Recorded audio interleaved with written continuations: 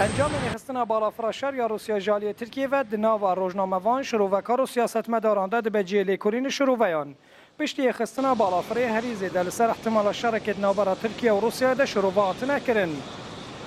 شروعکار که تجید به روسیا و ترکیه دو ولاتن بیزین هریمینه و هر چند نابرا واندا ناکوکی همجی ترکیه خود نزدیک شرکل دیج روسیای ناکه همان شروعکار به روسیا جزو بزونا خوازه به سنگرکی شر دیجی ترکیه.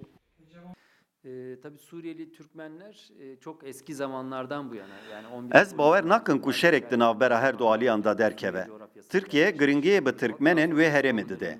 Ji ber ku Türkmenên Sûriye parçeyekî ji ejendeya siyasî Tirkiye ye. Lê bi ditina min piştî vê bûyerê êdî Rusya xweş nikare êrişê Türkmenan û opozisyonê bike.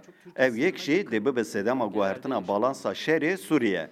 Hêzên Esad jî êdî nikarin pêş de biçin. Azaz arasında kalan bölge روزنامه فاینانشل تایمز جد شروع که خود آماده به ویکی کریه کو آلوزین دنابرا ترکیه و روسیه ده دید برجوندی کردان ده بن شروع کاری که کرجی لانقره ده همان باوریه ده او دبیجه آلوزیا دنابرا روسیه و ترکیه ده دبک و به درفتک بو باشور و روجاوای کردستانه. Yani em dikarin bêjin ki şer mezin dibe. û divî şerê ku mezin be Kurd divir de stratejiyek Kurdan tesîrî û ser Kurdan tê mezin çêbe. Em vî jî em dikarin bêjin. Tesîrê yekamîn ev ve ku Kurd îro ne tarafkîne divir de. Yani em nabêjin Kurd bi te Amerîka re îş dikin veya Rûsan re îş dikin veya Heqîmayîn re îş dikin. Na, Kurd bi te fealiya re îro têkiltiyê wan heye, hevdûdîtinê wan heye.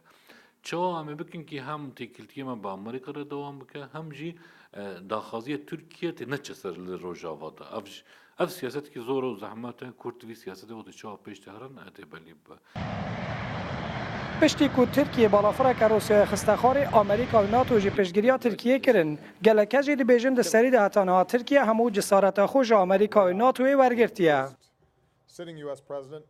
پشتی خستنا بالافرا که جنگی روسیه جالی ارتشا ترکیه و شروع کار بحثا وی که کن کو بالانسا شر سوریه ده گوهره و اوی که باندورا خول سر کردان جی دکه و اگر کرد بکار من سیاست که باش بمشینن دکارن سوده جوی روشانو ور بگرن. شوکت ترکی، رودا و انقره.